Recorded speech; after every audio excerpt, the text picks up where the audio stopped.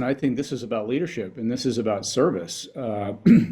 I've had 40 years starting a business from nothing and running a business, hiring people, meeting objectives, balancing budgets. And so I think the best, quite frankly, the absolute best training ground for leadership is starting a business or some type of endeavor, managing people, growing a company, growing an endeavor.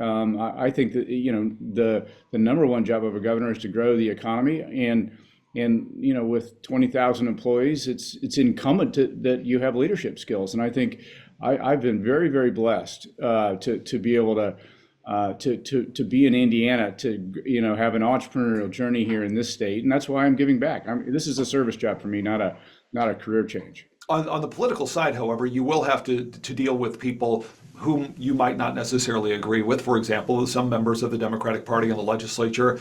Are you willing to work with the Democrats? The reason I frame that this way is because right now the political temperature of the Republican Party, at least on a national level, seems to be working with the other side of the aisle can be detrimental to one's political health. Yeah. So working with everybody is critical, and that's what 40 years in business. Working across the table for someone who you're opposed to in a business transaction, or So I mean, when you have a supermajority, you have to work with the legislature too. I'll tell you, one of the things I'm most proud of is when Governor Holcomb asked me to step away from my business of 40 years to serve as Commerce Secretary for the state of Indiana. That had never been on my list, and neither had been running for governor. But I said yes because I've been grateful for my journey, and I said, Governor, I'll do it for 2 years and for $1 a year as a service job for the state of Indiana. But I immediately went to work working with legislative leadership, because I knew in a really important agency like the Indiana Economic Development Corporation, to grow our economy and to go pursue visionary and ambitious goals for our economy, it wasn't going to be just me. It was going to be me working with the governor's team, and especially the legislative leadership. And I've made deep friendships there, and I'm very proud of those relationships. And they trusted me, and we accomplished $51 billion worth of new inbound investment. A lot of that's in St. Joe County right now, so I'm proud to announce. And that would not have happened without being collaborative, without viewing the legislative partners as truly partners. And so whether it's Democrats or Republicans, you got to get along with people, and you have to find common ground. Sure. I was going to ask you about, obviously your background is on the economic side, and you just mentioned some of the ideas and the other things you brought to fruition, not only in St. Joseph County, but all throughout the state of Indiana, as far as economic development is concerned. What about the social issues? There is a big social issue right now going around the country, and of course that's the issue of abortion. Indiana's near total abortion ban is currently the law of the land as far as Indiana is concerned, but some are concerned that perhaps for a general election purpose it might be a little too strict, and they point to other places like a 15-week ban that might be more appropriate. Do you think Indiana's abortion law is the appropriate approach?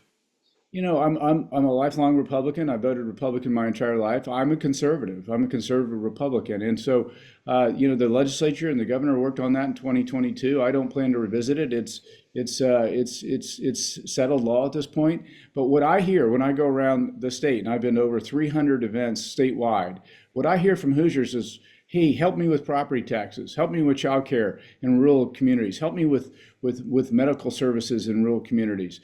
Let's grow the economy. Let's put more money in people's pockets. Let's lower taxes and make government run better. And so that's where my focus is as a governor's candidate. And it's quite frankly, it's where my expertise is. Out of all of those issues you just mentioned, and maybe even a few others, what's the biggest challenge Indiana's facing right now?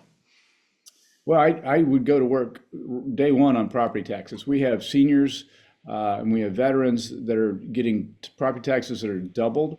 I think it's time to kind of reinvent government to make it more customer friendly. I think every 10 or 20 years you really need to I call it shake the tree in my own business.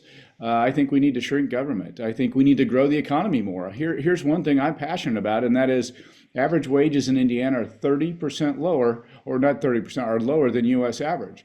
And I don't think that's acceptable, that wages in Indiana are below our competitive states.